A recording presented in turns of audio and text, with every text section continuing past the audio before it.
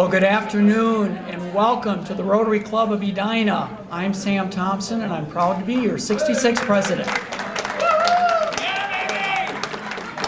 We're coming to you live from the Edina Country Club and also on Zoom. We have 40 people that have pre-registered for live and 27 people that have pre-registered for Zoom. Rotary International has 7 areas of focus, and they are promoting peace, fighting disease, providing clean water, saving mothers and children, supporting education, protecting the environment, and growing local economies.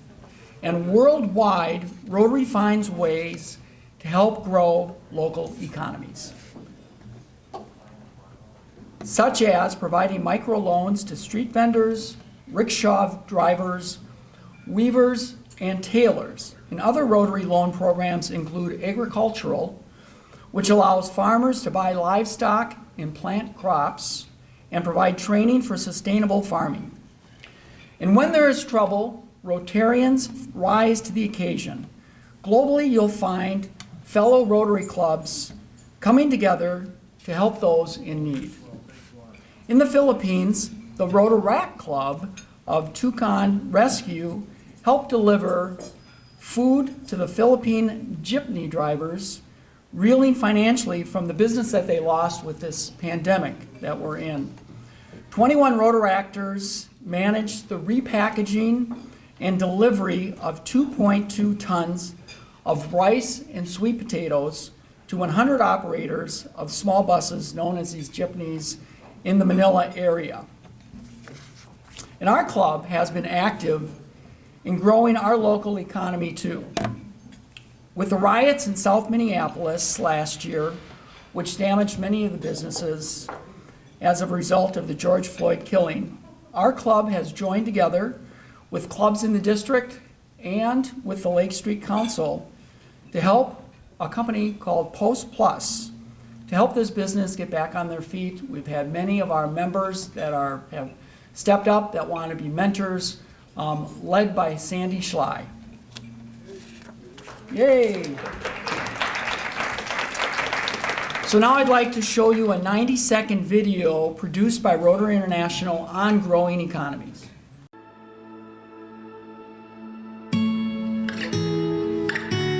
A single act of good can go a long way.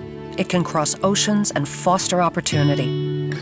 As members of Rotary, we are people of action, and our actions have the power to speak loud and clear. We choose to see the world for what it could be. Through our commitment to advancing economic and community development around the world, we've seen its boundless potential firsthand. Thanks to Rotarians like you, we've seen the number of people living in poverty worldwide drop by more than 50% in the last 20 years. Our efforts are fostering entrepreneurship and economic self-sufficiency to create lasting change. We're altering outlooks and feeding communities in need and giving families a viable path out of poverty. With vocational training, mentorship, and access to well-paying jobs. We believe that effective humanitarian organizations operate at the intersection of commerce and cause, allowing us to channel community and worldwide resources that open new doors. Today, we invite you to see what's possible. Every gift is an action that speaks volumes. When we take action, we change the world. Learn how you can support the cause that means the most to you.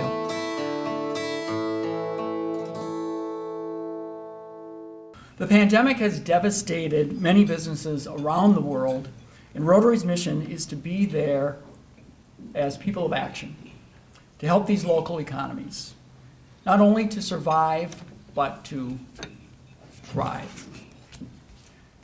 And now for member update, I do have some sad news.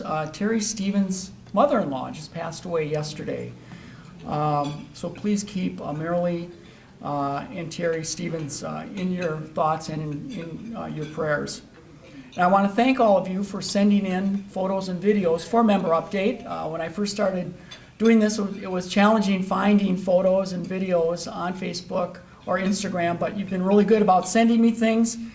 Hannelore Brucker, sent me a cute little video of her granddaughter, Emma, which is the daughter of her twin, Julia, showing her at 1.5 years old. And it looks like it's a new and improved way to open a plastic jug. It's about a 15-second video that I'll show you.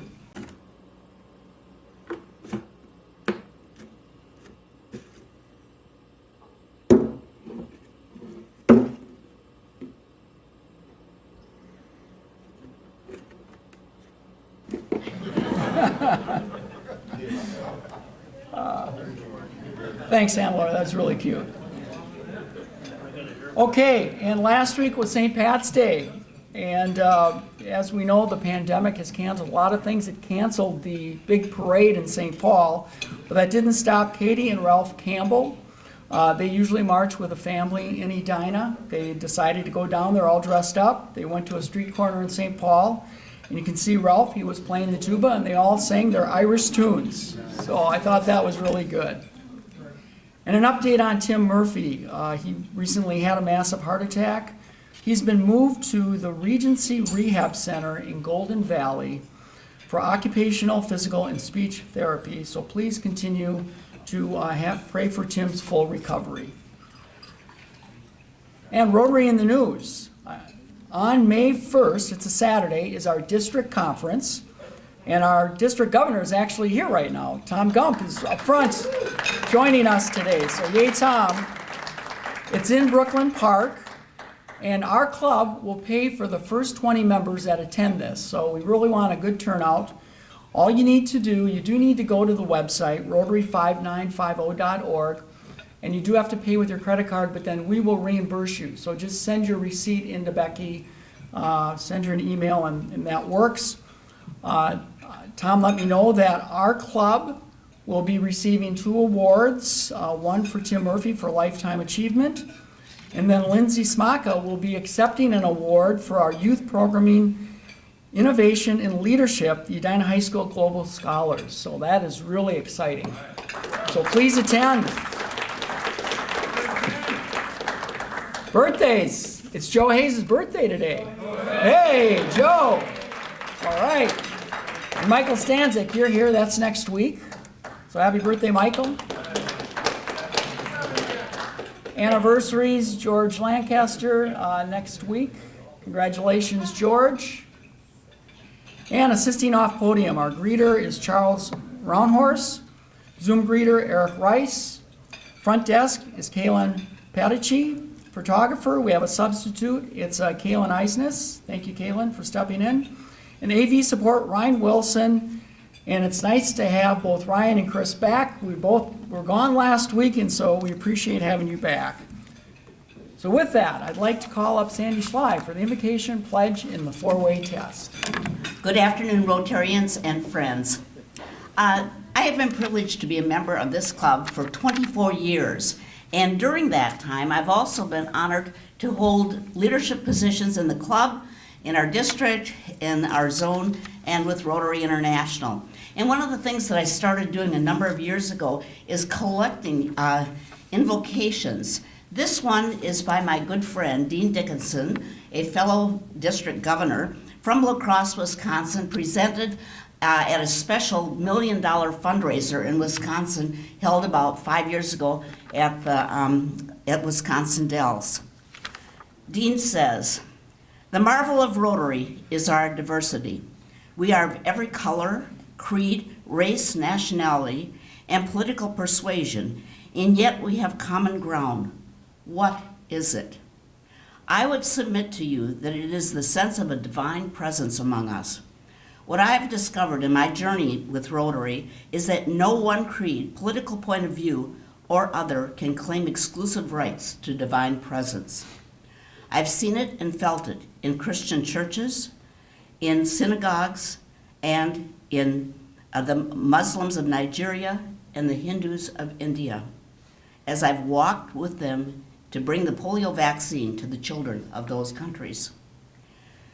We do ourselves and Rotary a disservice when, in the interest of being politically correct, we disregard the force that, despite our diversity, unites us.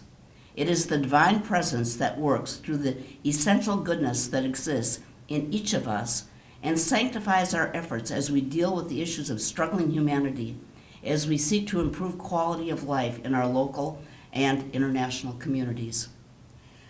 We give thanks that we can gather today, and so with an attitude of prayer, will you join me? Thank you, Lord, that we can gather today in the true spirit of giving. We who have been blessed in our lives celebrate that our sharing of these blessings will extend beyond our time and the great work of advancing international understanding, goodwill, and peace. Bless the work of Rotary International as we stand ready to serve those in need. Bless especially the efforts to eradicate the polio virus. Touch the hearts and minds of the people in Pakistan and Afghanistan to the end that they will assist us in ensuring that their children receive the changing vaccine and that we fulfill our promise to all children of the world that polio will be eradicated. You have set before us, open our hands to receive it, open our hearts to embrace it, open our lives to live it. We pray that in the name of the divine presence that abides within each of us and works through each of us. Amen. Will you join me in the Pledge of Allegiance in the manner that we were taught by one of our former presidents who made sure that we said it? It was Rod Hardy. I pledge allegiance to the flag of the United States of America and to the republic for which it stands, one nation under God, indivisible, with liberty and justice for all. And now the four-way test, which became a tradition under Jennifer Bennerott's leadership in our club. First, is it the truth?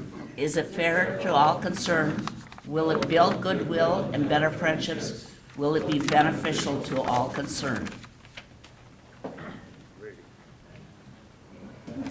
Good afternoon, everyone. I am Stefan Smith, and I'm here to introduce our two guests today. First, could I have Erika Allenberg stand? Erika is a potential new member and a guest of Catherine Gump. I don't know. Have you been here before? Do you want to introduce yourself?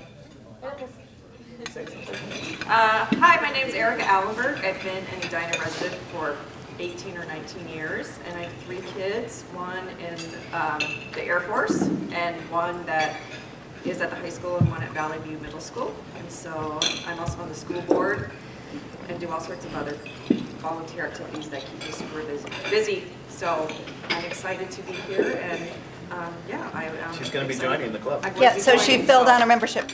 Great. Thank you for being here with us. Second, Annika Sorteberg. Hi, I'm Annika Sorteberg. I'll give an update and a little bit about the Rotaract Club of Edina. So, thank you. All right, thank you for being here. Thank you, everyone.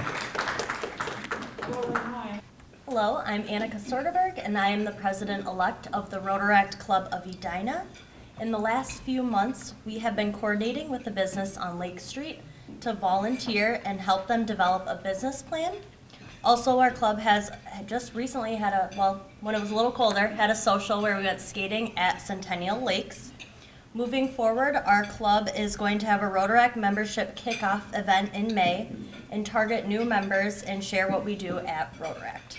We are also sharing the opportunity of the Rotary Zone Institute Conference in Houston and encouraging our members to attend. Thank you.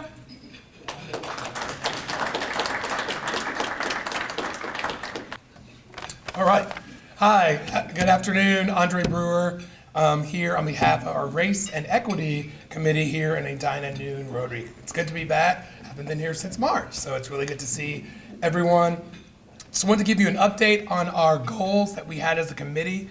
And the good news, we had 5, and as of today, we have achieved them all. The first was to host a Prospective Member Day targeted to people of color. We've done that and hope to continue to do that this season. We were going to assist the club's program committee in finding speakers to talk about racial equity. That is done as well.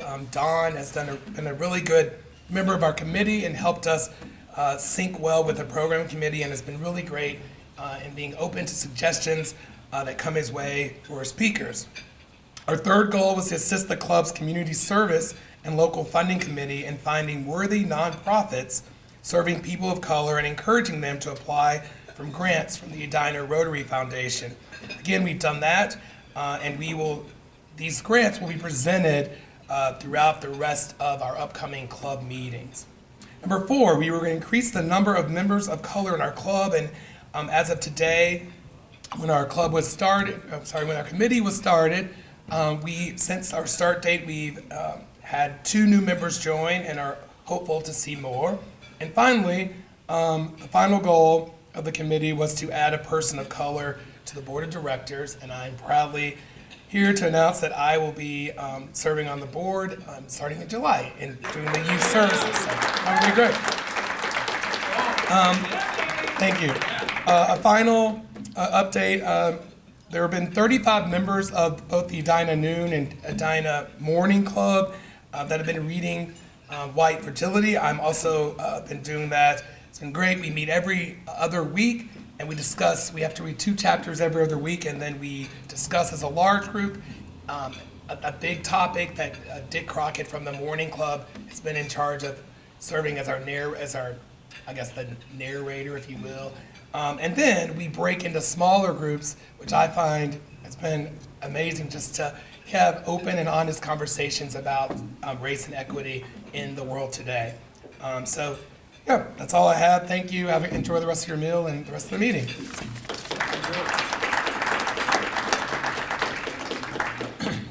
Good afternoon, everyone. Scott Blake. So I'm here to talk about Camp Enterprise for the summer. And so I know a lot of people are familiar with Camp Enterprise that we do in November. And due to that success, we've decided to do a summer program. The focus of it is going to be on students that are entering 8th to 10th grade, so a few years younger than the normal Camp Enterprise. And it's coming up this summer, June 21st to the 24th. And so it's 4 days during the week from 9 to noon. It's going to be, right now it's planned for a hybrid approach, depending on how the situation is, but obviously we want to be in person as much as possible. But the goal is obviously expose young students to our free enterprise system and give them an opportunity to work on their public speaking skills. So what is it about? So we have a test case called the Lemonade Stand Challenge, sponsored by the fictitious National Lemon Growers Association. And it's essentially just a case study that is develop a product that is based on lemons or lemonade. So similar to the normal Camp Enterprise, pared down a little bit to be maybe a little more focused on marketing. But they're going to work throughout the week with a business product and then also making a pitch to a panel of judges. And so this is where everyone here in this room comes in, is that we need help and we need assistance with both mentors and then also a judge panel. So we're going to have speakers each day, and then there will be breakout groups for the students to work on their projects. So we need mentors to sort of help and facilitate those discussions, and then obviously a judge panel on the last day. So contact me or Sam if you're interested. And just so you know, so for the mentors, it seems like a lot since it's 4 days every morning and we're all busy with our jobs. We're trying to get 2 or 3 mentors assigned to each group so that maybe you just have to help out 1 or 2 days in the morning, make it easier for everyone's schedule. So we're looking forward to it, and looking forward to some people helping out being mentors and judges. Thank you.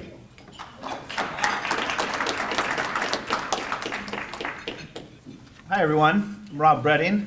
I've been asked to speak a little bit about the Prospective Members Day coming up here next week actually. And I just wanted to start with a question. When you see that slide and you see Prospective New Member Day, what comes to mind? Just quick. Free lunch. Free lunch. Yeah, I love it. What else? Networking. Engage others in the mission of Rotary. Okay, engage others in the mission of Rotary. Yeah, very good. Well, good. I want to get those thoughts flowing in your mind and start to think about them a little bit, because I think when we think of inviting people sometimes, we think that it's an imposition, right? And really it's a blessing to be able to come and to be a part of this club and to have the fellowship that we receive. And I want to mention the speaker, Josh Guys, is going to be our speaker, and he's a National Guardsman. He's been over in fighting for our country, is trying to bring awareness around this issue of mental illness and suicide. And I'm just going to mention personally, this is a topic that people have a lot of shame around and a lot of different things like this. And my dad actually had schizophrenia and had a nervous breakdown when I was a young child. And you want to talk about a devastation in a family. This is an important topic. This has been a difficult year. And so if you know somebody, I guess I have two asks in this announcement. The first one is to think about if you know somebody that you think would benefit from hearing from Josh, and to talk about this topic of mental illness or mental struggle or suicide. And then secondly, remember what I said a couple weeks ago when we talked about membership?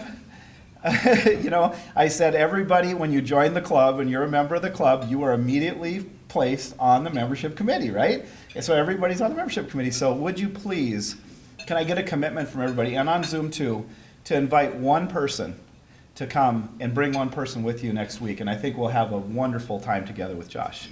Okay? Thanks a lot.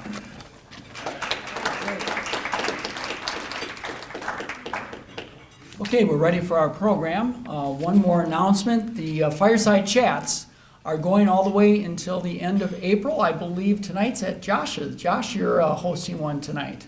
And we have been selling out, so you can go to our website to sign up. Okay, I'm going to bring up Catherine Gump, who's going to introduce our speaker. So Catherine, if you could please come up, that would be great. Hi there. It is truly my just honor to introduce my friend and former Cargill colleague today, Tomme Beevas. When I worked with Tomme at Cargill, he was the corporate executive responsible for Cargill's global community involvement programs. He spearheaded raising more than $100 million for United Way, and he led volunteer programs across 350 communities on 6 continents. And as recognition of his leadership, he received the President's Volunteer Service Award from President Bill Clinton. And that was all before he did what he's doing now. So I remember being so excited when Tomme told me he was starting a Jamaican restaurant, Pimento. After winning an award for his restaurant, Tomme left Cargill and started putting all of his energy into building Pimento, and now community leadership.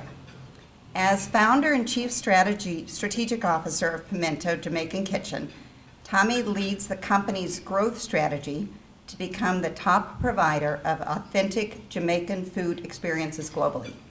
Really, really good food.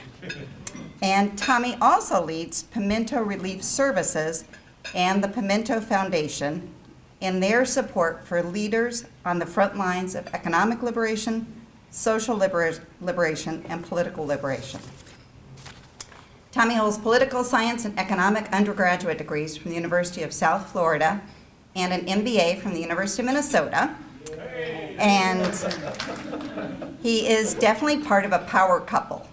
His wife, Dara Beevas, is a Bush Fellow and is the founder and chief strategic officer of Wise Inc. Creative Publishing.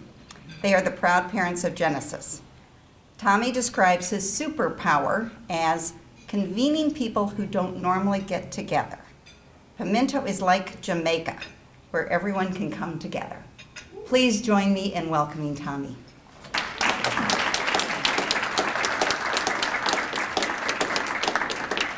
That was quite the intro. Thank you.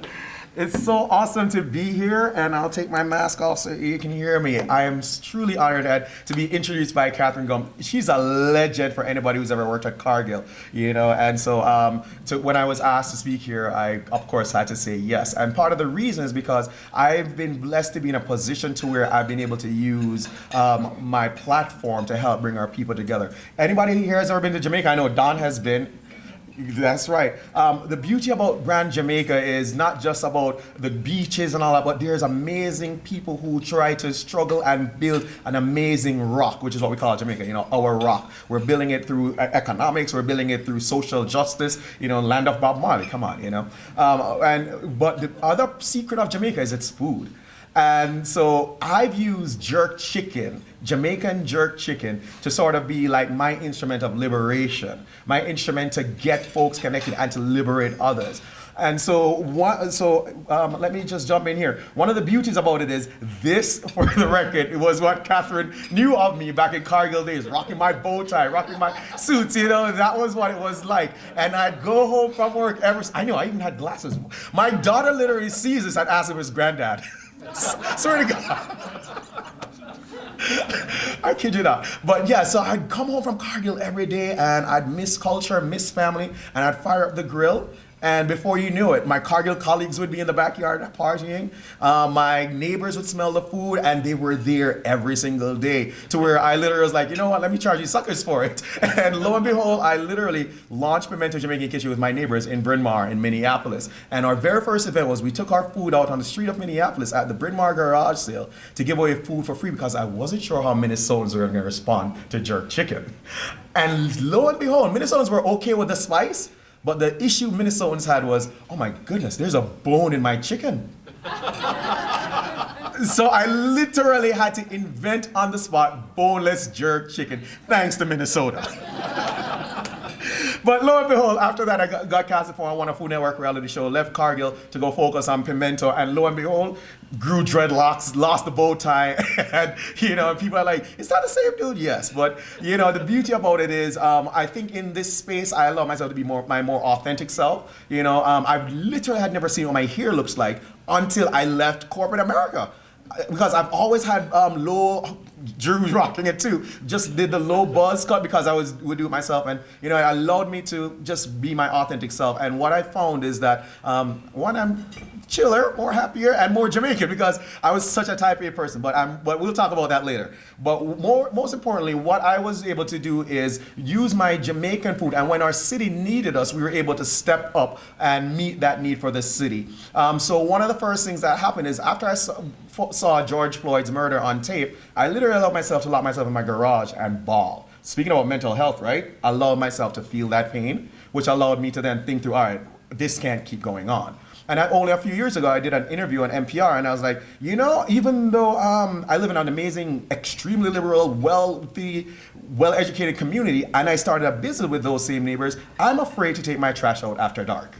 It's the reality. And it's not because, oh, that thug's gonna find me. Nope, that's not the case. And so when I allowed myself to bawl, I was like, all right, you know what? I know what to do. We're friends with the mayor, we're friends with this, we're friends with that. We're gonna bring them together and have a summit. And I showed up to work the following day, which happened to be my birthday, and I never usually work on my birthday. But last year I said, I'm gonna work on my birthday. And I was like, let's hold a forum and bring the mayor together and everybody. My team was like, nah, man. Whoa, hold on. We're hurting right now. We need healing. We're hungry right now. With a few supermarkets closing, with the restaurants not operational because of COVID even before, the city of Minneapolis was literally a food desert, and quite honestly, it has been. Yes. And so the fact that the supermarkets were closed, 80% of people living in Minneapolis did not have access to food unless they could go to the suburbs to get their food, or unless they showed up at Pimento Jamaican Kitchen to get food donated to them.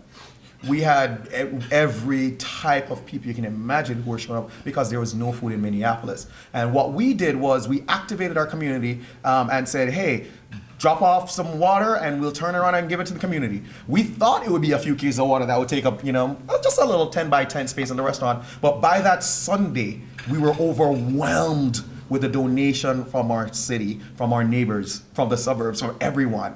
To where that following week, we had to close the restaurant for 2 days because we were just so overwhelmed. Our restaurant is roughly 4,000 square feet, and imagine 4,000 square feet filled with food to the ceiling. And not just food, we're talking about masks, we're talking about fire extinguishers, we're talking about you name it. We didn't even know that even having air conditioning units, smoke detectors were an issue in our city.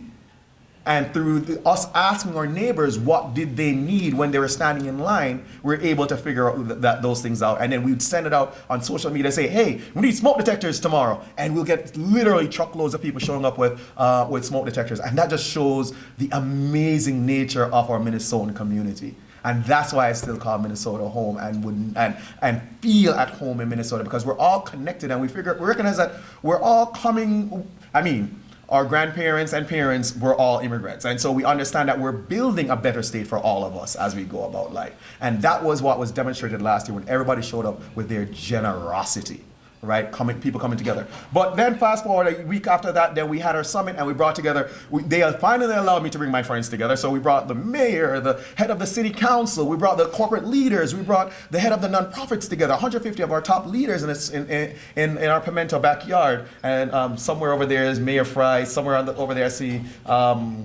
Ellison, and so it's like, all right, cool. So we know that we have the resources because we shall never say Minnesota doesn't have enough money to solve its problems. Come on, right? We shall never say we don't have the know-how because we are the innovators of, Cargill and Post-it notes. So we do have the innovation here. And we can't say we don't have the willpower because as Minnesotans, we genuinely care about each other. And so we have the resources, the willpower, and the know-how to make this a model city for all of us. And that's what came out of that summit. And what they said is they needed the resources to continue to make this a model city. And the areas in which they focus on, so what we wanted to do was create a sort of like a convening organization that can bring all the different groups together to figure out what needs to get done and then go out and find the resources to bring back to that group. And so the 3 areas that that group decided that they need to focus on are economic liberation, which I'll get into, political liberation, and social liberation. So when you're talking about the 7 tenets of Rotary Club, you can see a lot of that within all that we're doing. So I won't go too much into that because one, I don't know how much time I have left. I didn't even get it started on my timer.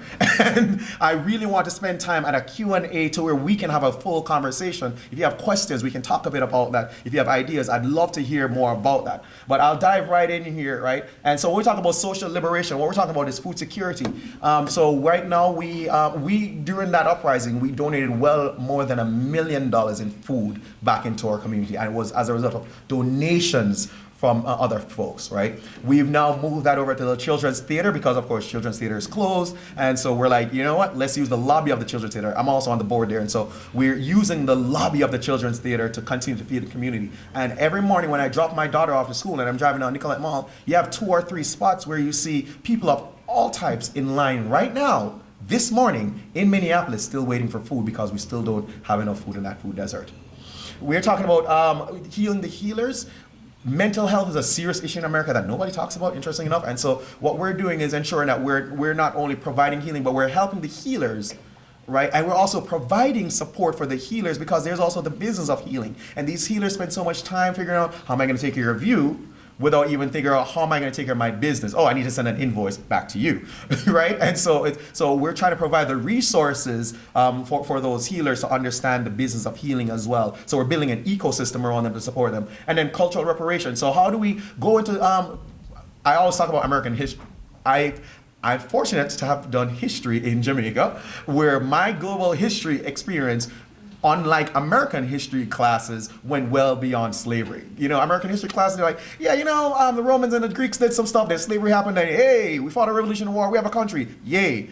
There's a lot that's missing there. And we can't think of, let's help this group if we don't understand that group. So if we don't understand truly that before 1492, 700 years before that, the Moors ruled Europe, which was called the Dark Ages. If we don't talk about Timbuktu, the greatest universities in the world's history. If we don't talk about Mansa Musa, who literally crushed the gold market because of corporate responsibility, giving away so much gold to where the gold market crashed. And if we don't understand the people we're dealing with, we'll always be like thinking that those people need a handout. No, actually, those people need an opportunity for you to step out of their way so they can be whoever they may.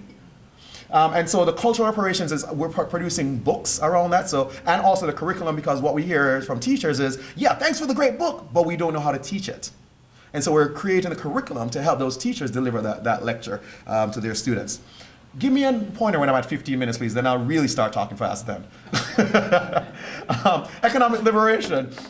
We're talking about small business grants to provide opportunities for those small businesses. We're talking about building that small business ecosystem. As you look around the room, you can find an accountant, you can find an insurance agent, you can find a realtor. And then, so how do we find the black realtors, the black accountants, the black marketers, and allow them to create sort of like that ecosystem to help build those black businesses, because then each of those businesses continue to grow as well. And so the velocity of money, you can see how that continues to grow that economy, right? And then we're talking about the capital liberation. People oftentimes say, oh, you know, if only we could do some financial literacy. The issue with that is we kind of understand that if you have $100, you can go buy some shoes, some clothes, some food, and we will make that $100 feel like $5,000. But what we need is also capital literacy. You know, we need to figure out the angel investors, the impact investors, those venture capitalists, and educate the community as to how, educate business owners as well, as to how to access that capital.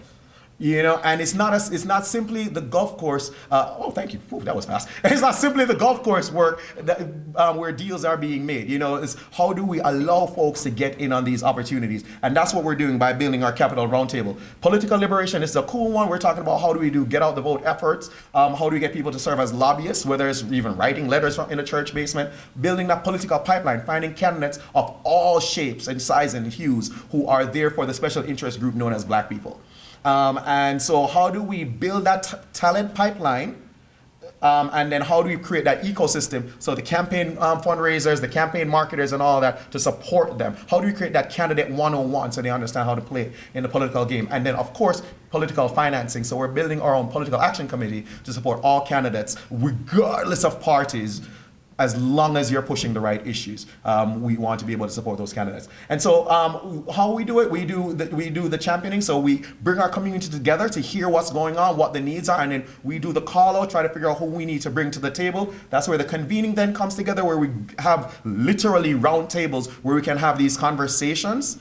And then, so that's the convening aspect of it, and then catalyzing it. How do we bring it to the finish line? And we hold ourselves responsibility to solving these issues, and we hold our partners responsible for solving these issues, helping us solve these issues. And so when we talk about being an instrument of liberation, we say to you, this is a new world with new problems. Right? So when last year happened, we should have been thinking, okay, who are some new partners who we need to tap? Who are some new people we need to be asking questions as how we can solve these problems? Because if we're asking the same people, the same questions that we've been asking, we're going to get the same answers, which got us to the point where I'm standing here telling you about liberation and not jerk chicken. Right?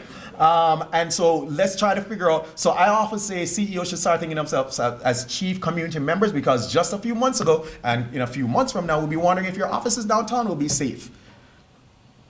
And that's because we are not playing an active role listening to community, co-creating with community, but instead we're telling community, you know what we need? If only we could just get education in order. Well, we all know this. We've been trying. And remember, just a few generations ago, one generation ago, it was illegal for our kids to be going to school together. You know, so we're talking about the academic achievement gap. We have issues that we need to be honest about if we're going to truly solve those issues. Parental involvement alone can't just be parental involvement. They need to have that economic liberation to where, like me, if my daughter's school rings me now and say, hey, come on over, I'm like, peace, I am racing to there. Not everybody have those opportunities, and that's economic liberation that allows them to do that. When we talk about new business case, I say this is not about philanthropy. This is you understanding that last year when your clients, your vendors, your customers, your board members were asking you, where are your Black products? Where are your Black people? Where are your Black anything? And if you didn't have an answer, it demonstrates that you are failing to maximize shareholder wealth and shareholder value, because you have an entire community that over-indexes in every way, shape, and form, and yet we've continuously left them to the side intentionally. So the question becomes is how do we bring them into the fold, not as a philanthropic method, but if you're a manufacturer, how do you figure out how to bring them on as suppliers? How do you bring them on as board members? How do you bring them on? Imagine even the nonprofit boards where you serve on right now, if you're like, wouldn't it be great if one of the service recipients were on the board to help us think through how we can help our service recipients better? Versus a six-figure CEO of the nonprofit who's literally never handled homelessness but is leading homelessness. I'm just saying, let's rethink these things. I'm not saying I have all the answers, but I'm saying let's reimagine them. And then, so maximizing shareholder value is a new way you need to be looking at this, to where you can then, because we all, when all of the entire economy is operating, then all of our businesses are operating at maximum capacity, if you will, right? And then how do we move beyond lip service reports and press releases? We sit on boards, and oftentimes when I talk with folks in the corporate philanthropy area, they're like, well, you know, I got to go back to the board, and the board, they have already figured out these are the things that's important to the community. But no. Let's stop now. If you are the board members who are doing that, you have an opportunity here to be like, listen, let's try something new. Listen, let's try a new partner. Listen, let's try a new approach. And that's all we're saying when we talk about being an instrument of liberation. And then finally, my call to, wait, I have 10 minutes left? Perfect. Let me relax there. Yes. And so finally, we talk about call to action. Yeah, definitely donate to Pimento Relief Services. But you can reach out to us to better understand those challenges, how to better connect with the communities that have been underserved for so long, ways in which we can think through this together, ways in which we even having our next Pimento Summit coming up in June, right? 2 weeks after Mr. Floyd's murder memorial is when we're having that summit, and we're bringing together again the top leaders of our cities to help address some of these issues. So how do you show up in that area? The question for you is, what's your jerk chicken? So I'm using jerk chicken to bring our people together, using jerk chicken to solve these issues. So the question for you is, what's your jerk chicken? Are you a marketer who can figure out how you can be doing marketing differently? Are you a realtor who can help us address the real remaining issues of redlining? Are you a banker who recognizes that, yeah, we've had systems in place where it was literally not only illegal for us to give loans to the black people, it was also illegal for black people to be employees here. It was also illegal for black people to own these banks. So how are you using your jerk chicken to be an instrument of liberation? We see down here where there are little doors. It's not about opening the doors, it's taking those doors off the hinges.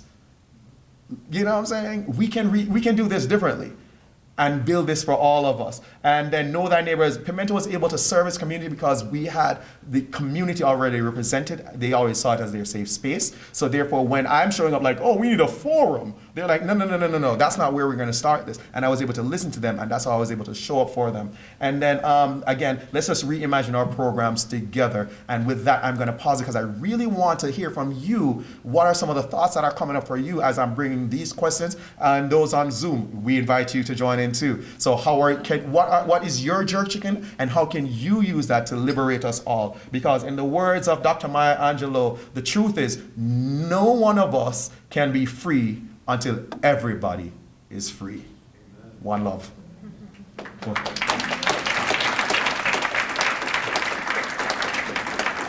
And how are we on time over there so we can figure out how to get some questions in? And I really, really hope you ask any burning questions. There are no wrong questions. I'm here, this is a safe space, and I'm here to help answer any questions or hear any thoughts that anyone might have. Tell me about the evolution of your outreach since George Floyd. You started, and then what's happened since then? Very good question. So the question for those on Zoom, what is the evolution of Pimento Relief Services since George Floyd's murder over the past year? We have created amazing councils. So we have the Economic Council, who's leading all the economic liberation efforts, the Political Council, which has elected officials on it, who are leading the political liberation efforts because they know what elected officials need. And then we have the Social Liberation Council being led by some of the top healers in the Twin Cities, Dr. Joy Lewis, Dr. Brittany Lewis, and they have an amazing forum up that is called the Time of Reckoning, where we invite folks to talk about their experiences and then allow those who have a role to play in affecting change within those communities can listen in. So for example, the one that we recently had was on black boys. So having black boys talk about their experiences, and then having folks from the school system, having the decision makers within that school system listen to what it's like to be within their bodies. And for me, I've never been a black boy growing in America. I'm about to, FYI, my wife is now pregnant, and we're gonna have our first son. And I'm like, oh great, I'm raising a black son in America. So how do I even learn how to raise a black boy in America is a question. And I can safely say that in my Cargill days, I've toured a lot of schools, but now that I'm on this side is where I'm learning that in our schools, we literally have padded cells, padded rooms, rooms with bars on them in our Minneapolis public schools today as we speak. And I've done a million tours of these schools, and I've never seen that when I was a funder. So we need to understand what are some of those things that we, and I'm saying us in this room, self-included, are too privileged to even get an insight into, and that's where we ask those questions with a genuine curiosity. And that's how we're learning again from the community to build as we go. And so over that time, we've evolved from where we were just feeding folks to now we're building different councils with different people to help address each of these areas. And we're launching a program called Twin Cities Can Be, which came out of Brazil. It's called Cities Can Be. It's a global movement where imagine bringing the chambers of commerce together, the universities together, and those different groups together to identify, to work with the 17 Sustainable Development Goals identified by the United Nations that every city needs, which includes a lot of the 7 that were on, I don't know where I saw them, but those 7 Rotary goals are part of even those 17 SDGs from the United Nations. And so we're bringing together the Twin Cities to create Twin Cities Can Be, because we can be that model city, and we're using the UN's SDG, Sustainable Development Goals, to say this is how we can build a model city, because not just food deserts don't exist only outside of the US, they're right here in our own backyard. That was a long answer to your very great question. As I was sitting here, I pulled up your website just to take a look at your restaurant. It looks like you've got 3 locations, 25th and Nicollet, and then maybe it's temporarily closed in St. Paul, and then TCF Bank Stadium, you have... Yep, we have a kiosk at the TCF Bank Stadium as well, and we also have our food truck, and we do amazing catering, so let me know. Cool. Yeah, so we've grown from our Burnsville location, then we're now at 26 and Nicollet. We have an amazing rum bar. We just reopened about a month ago now, and it's great. We have an amazing back patio where you can come chill. You literally won't even know you're in Minneapolis because there are no skylines around. We're like in a sunken patio. And you can smell the jerk chicken on the grill, you hear the music, and you have a nice rum punch in your hand. So thank you for that plug. Come hang out at Pimento anytime. What is causing the food shortage? What is causing the food shortage? The answer to that is not enough access to food in our Twin Cities. So for example, if you think about it, let's use North Minneapolis as an example, which is unfortunate because that's the one that's always picked on. There's Cup food right there on Broadway, but other than that, where else is one going to get food? And also, up until the mid-90s, the Minneapolis City Council made it illegal for corner stores to sell any fresh fruits and vegetables. And that's what is at every corner in every urban community. If you're in New York, that's what you see, the bodegas at every corner. But at least you can get some fresh milk at the bodega in New York. It wasn't until the 90s, from what I'm understanding, that the city council made it illegal for these same bodegas, corner stores, to have access to food. So the question is, how do we get more food in there? How do we get more people in food production? How do we get more black people in food production? Will be another way for us to help solve this. And also, it's not simply about providing food to a million pounds of food this week, because those same people will come back for 1 million pounds of food next week. So how do we solve the problem to where they're either producing their own food or, and by they, I'm not saying they as in otherizing them, but I'm saying how do we produce our own food, and how do we create opportunities to where we can afford to buy expensive, fresh organics as we see it. But why are there no stores? Because folks often choose to not invest, so there's not a Whole Food that would want to invest in a community that isn't a Whole Food community. We should ask our question, why are there Whole Food communities? And I'm using that term loosely, right? We can, not many people can make a business case to Whole Food to open up a Whole Food in many communities. But does it have to do with the crime there? There's enough crime there, and the police doesn't always respond, I heard. Yeah, that's not, well, let's get it this way. In New York City and in any major city around the world, there's crime, right? The question is, aren't there also businesses operating in those same communities? The question is, as capitalists, we know how to make money even with bullets flying over our heads.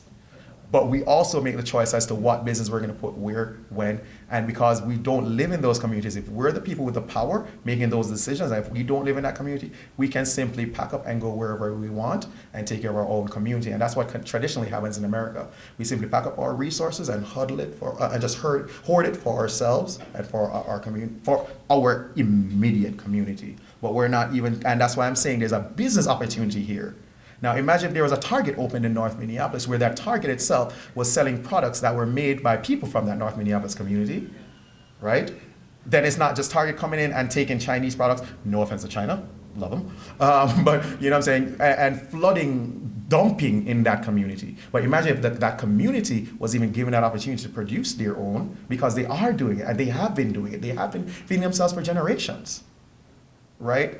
But what we're saying is, imagine if the same way we would invest in, if there's a Target coming in this community, we would do that Target differently. We should probably even think of putting a Target there and say, how about if we find folks within that community with products that they're selling right now and sell those same products on my Target shelf versus having my Target product compete against those people's food that they're making in their community, which then puts them out of business, and then we're all reliant on that one Target. So it's about reimagining it, and we can simply stand around and say, well, you know, those people are dangerous. Really? We'll talk about that after drinks. Cool. You do have excellent jerk chicken, but I gotta say I love your goat. Blah, blah, blah, blah. Thank you. Yes, yes. It's so interesting because For those on Zoom, he loves the jerk chicken but loves the goat. That's one of the things that we love about Minnesotans, right? We thought, oh, they'll be afraid of the spices, but before you know it, they actually love it to where grandmas from Eden Prairie are driving to Minneapolis to get their oxtail and their goat, right? I think we're out of time, but this young man has been asking questions. Oh, somebody on Zoom? Go for it. So Mike Martini on Zoom asks, what are 3 or 4 local industries that you would see as having like the greatest opportunity to help underserved communities like Black communities and other groups like that? Very good question. So to repeat the question, what are 3 industries that I think can be most effective in helping to change the world as we see it? Well, 1, let's start with food, right? 2, let's start with banking, right? And probably if I were to throw a third one out there, I would say let's go with education and our justice system and our real estate system, and there's so many systems that I'd want to throw in that third category. You know what I'm saying? But we can't start until we at least step out of the way.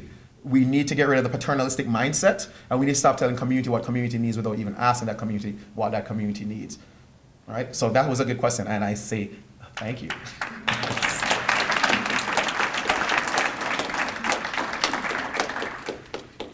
Thank you so much for being here today. I know I, for one, was really, really excited to hear you talk. So I think everyone in here agrees with that. Like the dreads, side note. I also have students who are working on their capstone project in food security, and I will probably have them reach out to you if you're open to that on their Global Scholar capstone. So. From literacy and peace to water and health, Rotary is a global network of 1.2 million problem solvers who unite to take action to create lasting change to better our world. In honor of your presentation, we will be making a donation to Every Meal, an organization focused on providing weekend and other food gap programs to over 10,000 children in the Twin Cities metropolitan area. So thank you.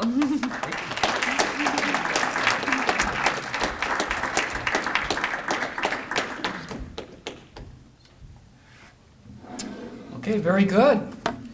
And next week's speaker, as mentioned by Robb, is Josh Guys. Prospective Member Day, please invite a guest.